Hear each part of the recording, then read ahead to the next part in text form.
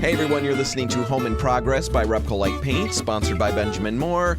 And this week has been insanely busy as I'm getting ready for some big events next week celebrating Contractor Appreciation Month. Anyway, because of all of that, I'm doing a best of show this week. I hope you enjoy it. I guess I'll tell you what we're talking about. At the end of the show, the last half of the show, we're going to be walking through a kitchen cabinet repaint project. Step by step, I'm going to lay it all out. Everything you need to know to decide if this is a project you can tackle, that you should tackle. If it's a project maybe you should hire out. I'm going to lay it all out coming up in a little bit. Right now, I want to talk about dust. I've got a lot of frustration right now and a bit of a confession to make. You know, my house is dusty, really dusty. I mean, I can't stress that enough, all right? It's like the Dust Bowl in there. A couple weeks ago, for example, I took my own advice and I spring cleaned one of the rooms that we've got in the house. And I went through it thoroughly. You know, we vacuumed, we moved furniture, we washed walls, we dusted. We did it all really well. We washed windows. We did all of that. And then within a week, everything's covered with dust again. I don't know why. I don't know how. It's horrible. It's everywhere. Honestly, it makes me glad that I'm short. In fact, let me get off on a quick tangent here. I know short people catch a lot of grief. We do. We really do. Most of the time, it's well-meaning. You know, everybody thinks it's well-meaning, but we do get teased all the time, and that's fine. That's fine. Whatever. You know, I can only speak for me. You know, I'm not speaking for all short people. I'm not their spokesperson. Their short person. I'm not their spokesperson. I'm not king of the short people. I don't get to just say what works for me and it works for all of us. No, we are individuals and everybody's got their own decisions to make. For me, I don't mind it. I can deal with it. You know, I can roll with it. But you know what? The more I think about it, the more I think it's actually ideal. You know, it's not just something that I kind of make fun of and laugh about. I think I've got the ideal situation. You know, for one thing, I was just talking with somebody about traveling, you know, by plane, and he hates it. Hates air travel. Why does he hate it? He hates it because he's a tall person. He can never get comfortable in the seats. There's no leg room. Guess what? I can sit in the seat in the airplane with my legs stretched out fully and my toes extended, and I still can't touch the back of the seat in front of me. Talk about leg room. I mean, my goodness, I can swim in that seat. My space on the plane feels like my living room at home. I've got so much leg room, it's crazy. Same thing with traveling by car. You know, I hear tall people complaining nonstop from the back seat. My legs don't fit. Can you move your seat forward? They're always asking things like that. You know, can I move my seat forward? Of course I cannot move my seat forward. My seat has been adjusted at the dealership to go further forward than other seats so that I can reach the pedals. I can't move it forward any more than it already is. What you're experiencing right now is more leg room than normal in the back of my car, and you still don't have enough. Guess what? I am always comfortable no matter where I'm going, no matter what vehicle I'm riding in. I could live in a back seat and feel perfectly at peace. So being short has tremendous benefits, and one of them gets me back to my dust problem. I'm glad I'm short because a number of furniture pieces in the room that I spring cleaned and around the house, for heaven's sake, you know, pretty much most furniture pieces are too tall for me to see the tops of them. You know, tall people living in my home. There's no tall people living in my home. What am I talking about? Tall people visiting my home, should such a thing happen, they would be in a constant state of sadness or despair over the dust that they would see. Me? I am blissfully unaware of most of it. So that's one blessing, one little blessing that I've got. Little blessing. That's a little bit of a joke there. Anyway, the dust is driving me nuts. I don't really know how I got off on that. It doesn't matter. The dust is driving me nuts. And I can hear a lot of you out there. You know, a number of you are probably shouting at me right now and telling me to get the air ducts cleaned out and that's going to fix everything. But will it? Will it? Will that fix everything? We're going to dig into that next week, actually, and the answer might surprise you. But right now, let's focus on dust. What is it? Where does it come from? And what can I do about it? And I know that sounds really ridiculous that we're going to talk about dust. If you've got a dusty home, this is all really good stuff. I was surprised at a lot of this. And I guess that's not necessarily, the definitive the determiner of whether this is good info if I'm surprised. I think you'll be surprised. Ride with me. This is good stuff. So let's talk about dust. What is it? Sounds really dumb, but like I said, it's interesting, more interesting, and grosser than you might think. So dust isn't just one thing. It's not just a thing, that's dust. It's a mix of stuff. It's dead skin cells. It's tiny textile fibers from your clothes, your furniture, your carpet. It's pet dander. It's pollen. It's soil. It's hair. It's all kinds of microscopic debris from just living your life. And then on top of all of that, to make it a little weirder and maybe a little grosser, you've got dust mites. You do. You've got dust mites. Now, you may be thinking, oh, I think not. We are meticulous with our cleaning, and I can guarantee you, you filthy little man, there are no dust mites here. Well, you can think that. You can think that, but you're wrong. You've got dust mites. I've got dust mites. We're all the same here. Nobody's better than everybody else. You've got dust mites, so do I. They're everywhere. They live in all that dust and debris that we've got. They feed off of our dead skin cells, and they add to the dust in our homes. Their waste, yay, and their body parts become part of that dust cloud floating around our homes. So first thing you need to understand about dust is that you don't need to open your windows for the dust to get in. Just keeping your windows closed doesn't keep it out. Sealed up homes with closed windows can build up dust faster than you'd expect. And it's all because a huge portion of the dust that we're living with is all created inside the home. It's created by you and your family, your pets, those wonderful little dust mites, and all the soft surfaces and belongings that make your house feel like home. All right, so the first bit of good news that I have for everybody is that you're probably, at least maybe not messy, like you might be thinking. You're not necessarily a filthy pig. It's just that you're alive, and you're living in your home, and that generates dust. So give yourself a break. You're not a pig, maybe. You might just be alive, and generating dust. All right, let's dig a little deeper now into the sources of this dust. And let's start with the people. And this is really fun. Every human being sheds about 1.5 grams of dead skin cells every day. Now, it doesn't sound like a lot, maybe, but it adds up. In fact, for an average person living an average lifespan, it's like 80 pounds. 80 pounds of skin in our lifetime. Skin cells that we're shedding. That's a lot of me that's getting spread around the house on a regular basis and inhaled by everybody, right? It's more than enough to feed a thriving dust mite population. All right, let's get back to the sources of dust. We've covered people. Another big one is our pets, right? Same story as with people. If you've got a dog or a cat, especially one that sheds, you've got another significant contributor to dust. So Maggie, my golden retriever, who sheds like it's a spiritual gift of hers, she's a problem, at least in this regard. She's a wonderful problem, but she is contributing to my dust problem. So you've got people, you've got pets causing dust. Then there are the fabrics in your home, your furniture, your bedding, your rugs, your curtains, your clothes. All of those create dust because every time you sit down, roll over in bed, walk across the carpet, anytime you do any of those things, tiny fibers are breaking loose. They float into the air, they settle onto surfaces, and they add to that dust cocktail that we've all been brewing. All right, last one I want to get to is, what about your HVAC system? Absolutely, your HVAC system plays into this. Every time your furnace or your AC kicks on, it's moving air through a network of ducts.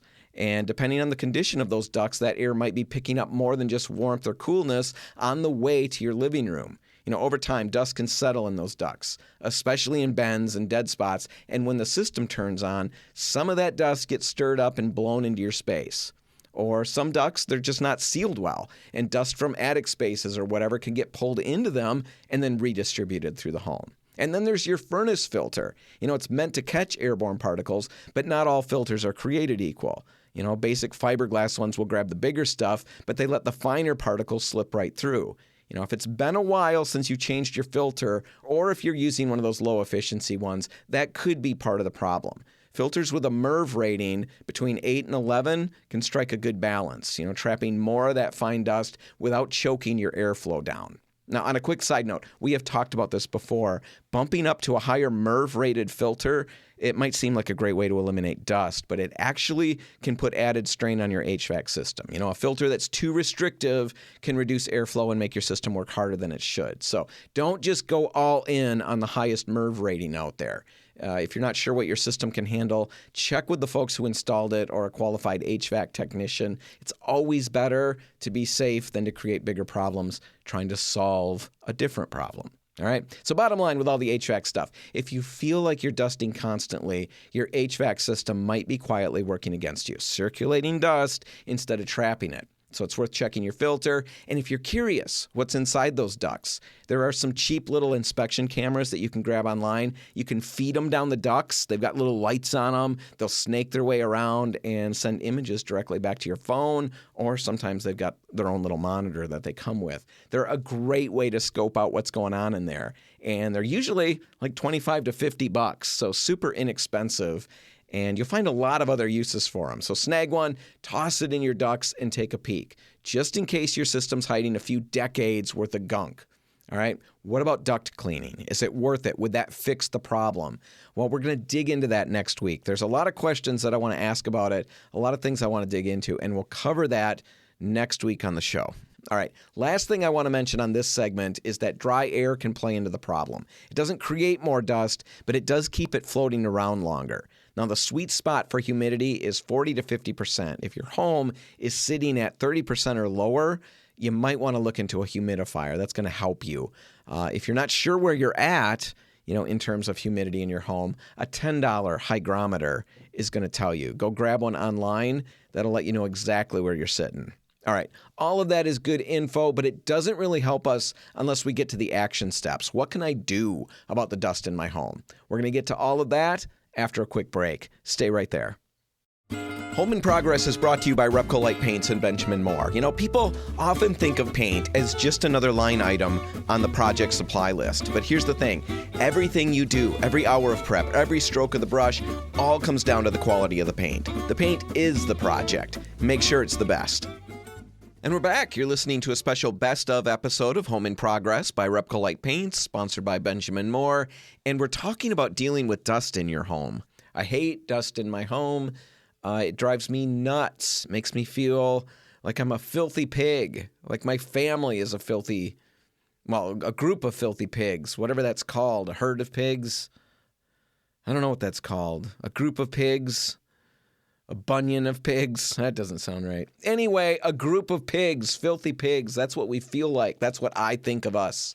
When I see photos of all of us together, I think, wow, look at all those filthy pigs. I know what they do in a home. I know the dust they create.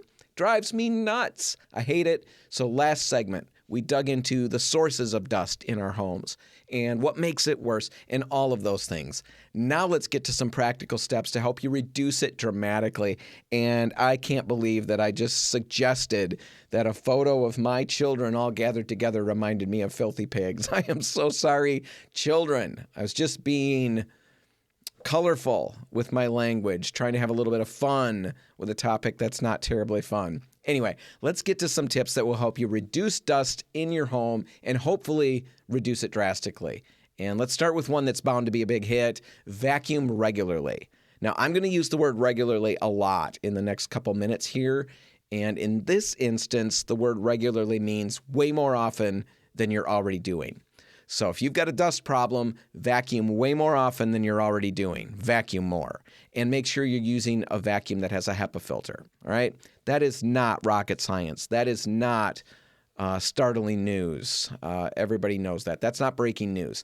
But here are some things that you might not realize, and it might help you. A bagged vacuum system, the old-fashioned bag vacuums, those are better, significantly better at trapping dust than the fancy bagless systems. Unless you drop a lot of money and go with a really good high-end bagless vacuum. But the standard bagless vacuums that most of us have, a bagged system is generally going to trap and keep that dust better. Not just the emptying of it. We've seen the commercials where you empty the canister, the bagless canister, and dust goes everywhere because on the commercials, everybody empties that in their home.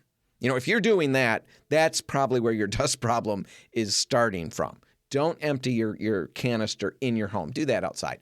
But, a bagged system makes that much easier. There's way less dust created. But also just in pulling the dust and keeping it contained in the system as you're working, as you're vacuuming, a bagged system does a better job. So if you're in the market for a vacuum cleaner and you do have a dust problem, something to consider. The bag system, they're not as cool, not as flashy, but it does at least trap and hold the dust better. So either way, whatever vacuum system you've got, vacuum more often and make sure that you're routinely replacing or cleaning your HEPA filter. That's going to depend on your vacuum cleaner, whether you clean it or replace it.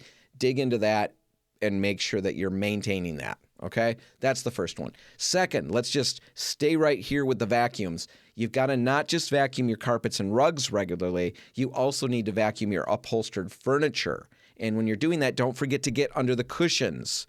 So do all of that regularly, and regularly in this instance means once a week. So once a week, you're vacuuming the couch, the chairs, anything that's upholstered and under the cushions. That's the ideal. It sounds pretty bad, but it gets worse. If you've got pets, you need to do it even more often than that. I have pets. I probably will never turn the vacuum off from the way things look. So anyway, those are two things. A third thing, dust smarter. Use a damp microfiber cloth instead of a feather duster. Dry dusting just flings the dust back in the air, right? Trap it in the damp cloth and then toss it straight into the washer. That's the third idea. Fourth idea, and I'm going to warn you, this one's depressing. At least it was depressing to me. It's kind of like the first two that I talked about. You've got to wash your bedding and your curtains regularly. There's that word again. Once a week is ideal for sheets. That's regularly. So once a week, you're washing your sheets. Every couple of weeks, you're washing curtains and throws and all of that stuff. Oh my goodness. I got to decide how much I hate dust because it's either tolerate the dust or spend the rest of my life cleaning. I don't know. Trying to decide which one's worse. Anyway, sixth, moving on. Simplify your space. If you have a lot of fabric-heavy furniture and you are considering, getting new furniture, maybe consider switching to leather or wood pieces. They're just not going to hold dust the same way. That might help you. Seventh, use air purifiers in high-traffic areas. This is not rocket science. They do work. I've got one. It's working overtime. I need more or I need a bigger one. But try an air purifier. That can help. Eighth, control your humidity. We talked about that in the last segment. If it's too dry, dust hangs in the air. So make sure that you've got the right humidity level, but don't make it too high because if it's too damp, you feed the dust mites that I said everybody has, and you also risk mold. So keep it between 40 and 50% in your home. That's a great way to go. Ninth, make sure you're swapping out your furnace filters regularly. And 10th, what about cleaning out your air ducts? I'm going to do a deeper dive into this next week. I've already said that. I want to talk about it because it's a popular idea out there and it makes sense. It seems like it would do a great job to clean up the air in our homes, but it's also pricey. So before you jump in and get somebody out to your home thinking this is going to solve all of your dust problems, let's dig into it a little bit further. And we're going to do that next week.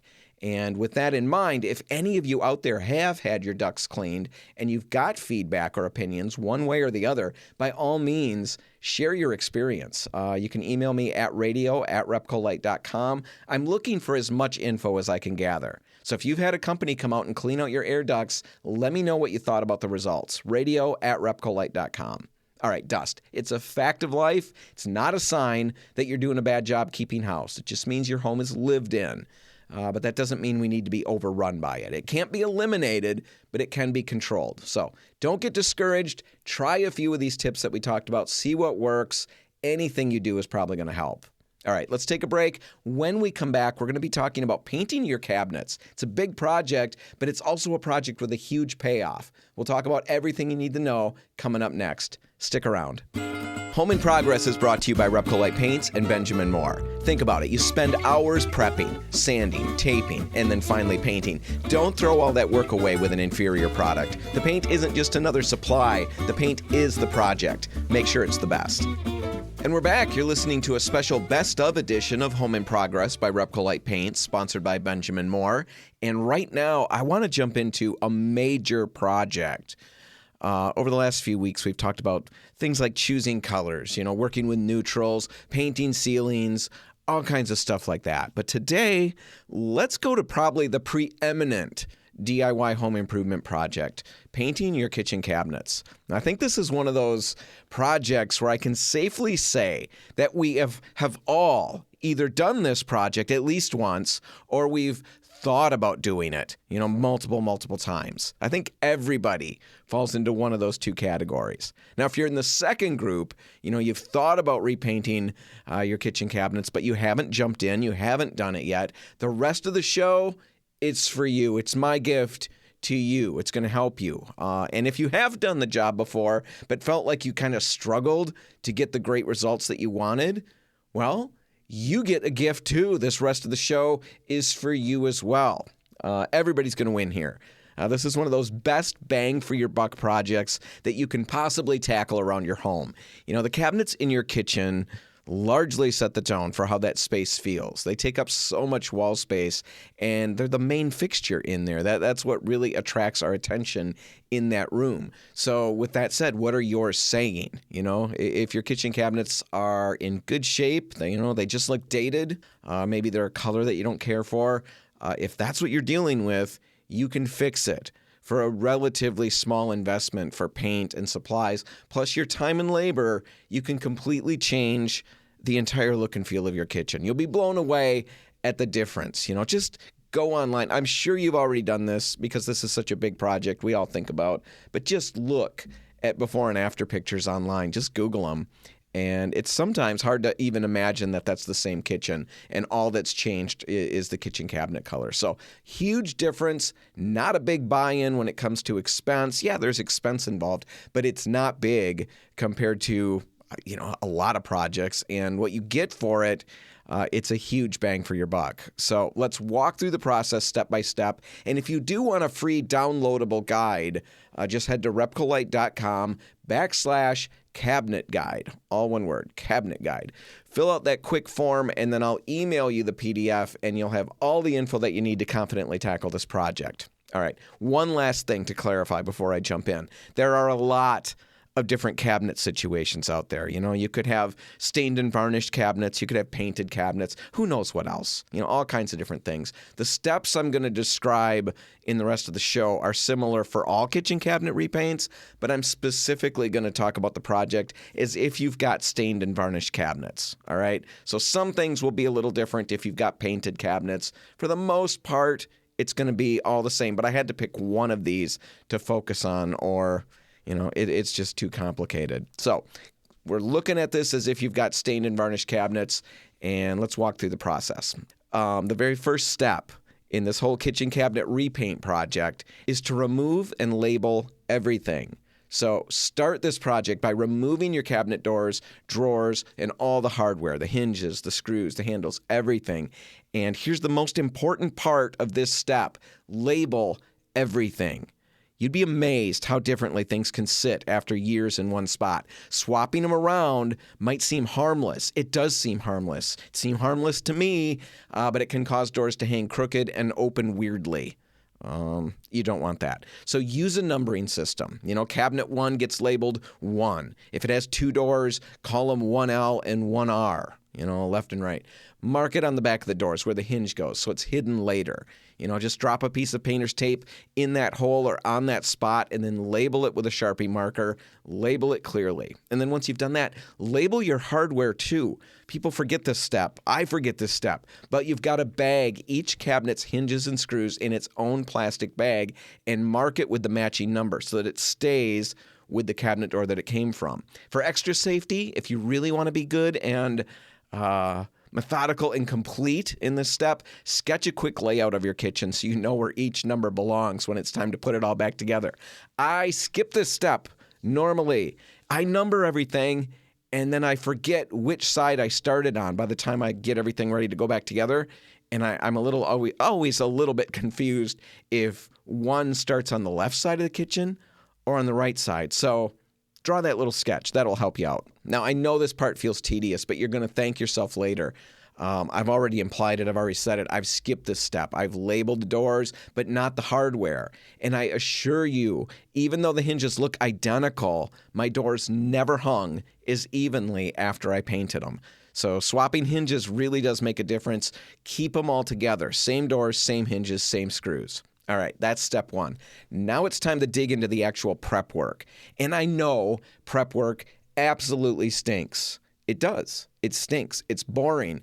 It doesn't provide a lot of visual payoff. It's not like rolling primer on or paint.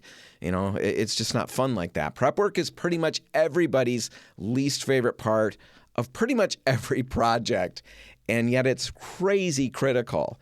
Prep is easily 90% of almost every project. It should be. 90% of the time you should be prepping, and 10% of the time you're actually applying the paint. You just need to get used to that. That's how it works. If you can accept that and stick to it, you're going to have great results. All right, so doing the right prep work, it's all about laying a great foundation. If that foundation is poor, everything that you pile on top of it, everything you build on top of that foundation is going to be questionable. If you skip your prep and you don't adequately clean the surface, scuff, sand, or prime where you should be priming, you just shouldn't expect great, long-lasting results. And one other thing to think about is if you do skimp on the prep work and go ahead and just paint anyway and then run into issues down the road, it's not easy to fix at that point. You've got one shot really at doing the foundational work, the prep work right, so don't skimp on it. It feels boring. I get all of that, but it's kind of, it's the make or break point of your project. Do the prep work, do it well, you'll have good results. All right. All of that blathering on, let's get to the actual prep work. The first thing that really falls into this prep work stage is going to be cleaning the cabinets. You've got years of cooking grease, oily fingers, airborne gunk of all kinds. All of that's there in your kitchen, and it's going to kill your paint job if you skip this step and leave it on there. So use a good degreaser. Spray 9, that's a great option. We carry it at RepcoLite. TSP, trisodium phosphate, that works really well. Even, Dawn dish soap will do. Scrub everything down using a Scotch-Brite pad and then rinse everything with clean water and let it dry completely. All right? That's your first step. Now that you've got that done, scuff sanding is next. And everybody groans when this step gets brought up. I don't think anybody likes scuff sanding. Nobody likes scuff sanding. But there's good news. It is not as bad as you think. You are not trying to remove your varnish or layers and layers of old paint. All you're trying to do is dull the surface down so your primer has something to grab onto. A quick once-over with 180 grit sandpaper should be perfect. And if your brain is like mine and you need more details or a more clearly defined, idea to work with, how about this? You should be able to scuff sand a typical cabinet door in under a minute. It's not an intensive sanding. Just zip over it, dull that surface down, and you're good to go. When you've got that done, wipe off all that sanding dust with clean water and let it dry. Now, if you're going to use an orbital sander for any sanding in this project, be sure that you're following that information that I laid out last week. We talked about it on the show. I talked about how you can avoid swirls in your finish when you're using an orbital sander. So you can access a blog post about it by heading to repcolite.com/sandrite. All one word, sandrite. That's got all that info. So if you're going to use an orbital sander on this project, make sure you're following what I laid out there. So check that out. All right, scuff sand the doors and then wipe them clean with a damp rag because you've got to get that sanding dust off of them. And I know there's probably a few people out there wondering, thinking about, wait a minute, I had to wash them first, then I wipe them again later. Why would I do that? Why not just skip that first washing step and do it later? Here's why you've got to do it in the order that I laid out. If you don't wash them first, but you go straight to scuff sanding, you're probably going to grind all kinds of whatever surface contaminants were there. You're going to grind them into the finish deeper, and that's going to cause problems down the road. So you've got to wash them off first, then you've got to scuff sand, and then you've got to remove any of that sanding dust that you created by wiping them down with a damp rag and some clean water. All right, once you've got all of that done, you're finally ready to prime.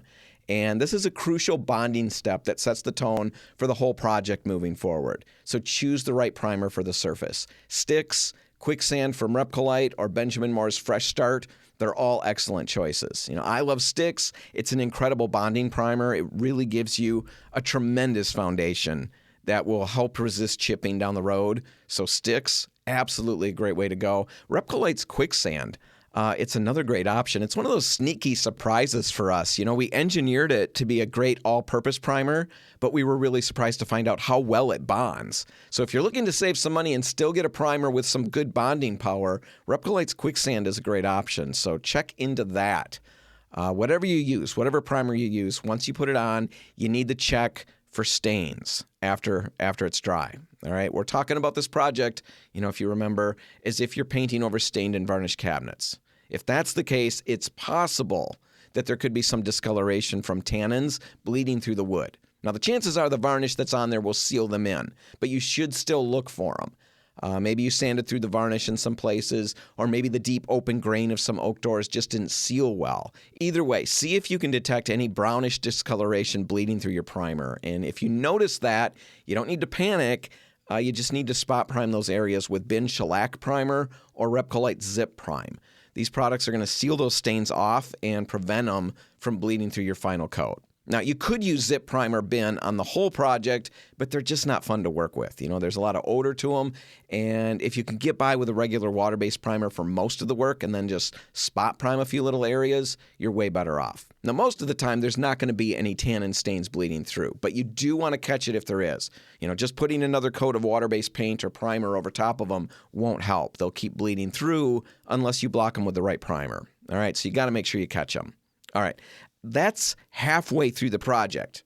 And I know it's a lot of information, a lot of product recommendations that I've given. Remember, you can find all of what I just said online at RepcoLite.com/cabinet guide. So go and check that out. You can follow along with that. It'll just give you all the extra info that you might have missed as I'm rambling on and on. We're going to take a break right now. When we come back, we're going to talk about sanding your primer, choosing the right finish paint, and then how to avoid some of the biggest mistakes most people make in the final steps. It's all just ahead. Stick around. You're listening to Home in Progress, where the projects are real, the mistakes, they're educational, sometimes painful, mostly educational, and the only thing more stubborn than that old wallpaper on your bathroom wall is your determination to get it fixed. Proudly sponsored by RepcoLite Paints and Benjamin Moore. Paint with a purpose, people who care, and everything you need to get the job done right. And we're back. You're listening to a special Best Of edition of Home in Progress by RepcoLite Paints, sponsored by Benjamin Moore. And in the last segment, we walked through the first half of a kitchen cabinet repainting project. We covered everything from removing and labeling the doors and hardware all the way through cleaning, sanding, and we just covered the priming step. Now, after your primer dries, but before you go to your finish paint, there's an extra step that a lot of people skip. And yet it's one that really, separates a good finish from a great one. Here's the scoop. Once that primer's completely dry, it's got to be completely dry. Once it's completely dry, take some 220 grit sandpaper and just give everything a light dusting. You're not removing the primer, you're just smoothing the surface. You're knocking down little lumps, little goobers, whatever you want to call them, that ended up in the primer. Do that light sanding and then wipe everything down with a damp cloth to remove the dust that you created. All right, once you've done that, finally comes what most people think of as the fun part, the color or the paint part, putting the finish on. When it comes to this point, use a high-quality product like Benjamin Moore's Advance, Cabinet Coat, Scuff X if you're brushing and rolling it, or consider RepcoLite's Optima. All of these are great, excellent options for cabinets. They're durable, they're smooth, they're designed for beautiful finishes that will hold up. Now, as for tools, I'd recommend a good brush. Get a good brush like the Corona Excalibur, the Chinex brush. That's easy to clean up. It applies paint beautifully and evenly. It's a great brush to have. Don't skimp on your brush. Get a good one. And when it comes to roller covers, I really love to recommend Wooster's Micro Plush covers. These are ideal rollers when it comes to cabinets. They're going to give you a smooth, almost sprayed look. So Wooster's Micro Plush covers, great way to go. Apply a nice even coat of your finish. Don't rush it. Don't glob it on. And once you've got that first coat down, just let it dry. According to the manufacturer's instructions, whichever product you picked, it will tell you how long it needs to dry. Let it dry that time. It's usually between 3 and 6 hours, depending on temperature and humidity. Now, after that paint has dried, here's another one of those steps that a lot of people skip. You would ideally do another light sanding, just like you did after your primer dried. It's the same deal. You're going to take a 220 grit sandpaper and just give it a light pass, over your doors and drawers, just to knock down any bumps or imperfections that might be in that first coat of finish. Once you've done that light sanding, wipe everything down again with a damp rag, let it dry, and then you're ready for your final coat. Now, this step, this extra little sanding step in between, is what gives your cabinets that professional, buttery smooth Buttery smooth, we all want that. This is what gives it that buttery smooth finish, so don't skip this step. All right, after that light sanding, and after wiping that dust off, and after the doors dry down from your damp rag that you went over them with, once that's all ready, you're ready for your second and final coat of finish. And you're going to apply it just like you did the first one, thin, even, and smooth. If you've done your prep work right, the second coat is going to lay on beautifully, and it's going to give your cabinets a really professional finished look. Now, when it's all said and done, you've got everything finished, everything painted, let everything dry thoroughly. A few days is best before you reinstall. It's going to help you avoid smudges, dings, tackiness, stuff like that. Definitely, you don't want to run into issues where you damage or mar the finish that you just painstakingly put on these. Don't mar that by rushing to get them reinstalled. All right, so give it the proper amount of time to dry so that you can reinstall it without any of those concerns. Now, once you've got all of that done, it's time to bring it back together. So you're going to grab your layout sketch, grab those labeled bags of hardware, and then reassemble the kitchen. Everything needs to go back right where it came from. And it should be easy because you labeled everything really well at the beginning. It's just a matter of matching the numbers up at this point. And let me tell you, when everything is hung, leveled, and clicked back into place, it is a really good feeling. You're going to stand there in that freshly painted kitchen, and you're going to think, yeah, I did this. And it's amazing. Really great project. You're dropping some money for the paint, but you're not going through tons and tons of paint, tons and tons of primer. Relatively small investment when it comes to the paint side of things and the tools. All of that's a relatively low buy-in. The payoff is absolutely huge. So really consider this project. If you're interested in getting the full rundown again, something written down, RepcoLite.com/cabinet guide. You'll get everything that I spelled out plus some. All right, last thing I've got for you, a few final things to keep in mind. When you're rolling that paint on, don't overload your roller cover. Too much paint means more drips and lap marks. Plan on 2 coats. People run into problems when they try to make 1 coat cover, and this is true for walls, for anything. You need to apply it at the right pace, and just if it takes 2 coats, it's going to take 2 coats. If you try to make 1 coat cover by overloading the paint, most of the time, if not all of the time, you're going to run into some problems down the road. So with your cabinets, plan on 2 coats of finished paint and just apply it evenly, and you're going to deal with less problems down the road. All right, so that's the first one. Second, and this is really important, don't try to wash and reuse your roller covers. That can work for some projects. I'm not a big fan of that regardless, unless you're working outside or just applying primer or something like that. If you're working inside on your walls or for sure on your cabinets, get a new roller cover for every step of the process. They are not expensive. It's a cheap buy-in to give yourself some extra insurance to get a really nice finish. When you wash out a roller cover, it can clump a little bit, and it can definitely affect how that finish looks. So when it comes to this project, use a new one for your primer, use a new roller cover for your finish, use new roller covers for the second coat of finish. You're going to appreciate better results down the road if you do that. It's probably going to cost you an extra $10 total. All right, so there's that. Third thing, give yourself some grace. Nobody is going to be inspecting your work with a magnifying glass except probably you. Everybody else, they're going to just think it looks great. So do your best and then let the little imperfections that do happen, let them go. Nobody's going to notice them. Don't point them out. I point them out all the time. That's just dumb. Nobody else will see them. Don't point them out. And finally, last thing, always use a quality paint. It's easier to work with, it's going to give better coverage, and it's going to last longer. All right, there you go. A complete guide, a complete audio guide to repainting your kitchen cabinets and getting great results. If you missed any of it, or if you want to check out something that you can just read all those steps, head to RepcoLite.com/cabinet guide. And I've got it all there for you. And of course, swing by any RepcoLite store. We're always happy to walk you through this project or any project that you've got going. We'll help you find the right products, the right tools. We'll give you all the info you need to get through your project and get great results in the end. And if you heard all of that, listened to all of those steps and thought, man, that is beyond me. That is not something I want to tackle.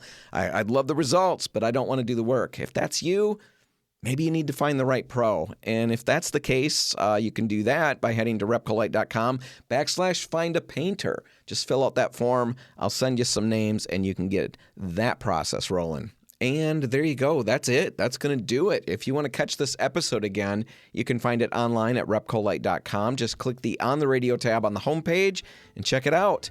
All right, whatever you do today, make sure paint's a part of it. And remember, your next project is way, way easier than you think it's going to be. Stop out at your nearest RepcoLite and let us help. Have a great weekend, everybody, and I'll see you next week. I'm Dan Hansen. Thanks for listening.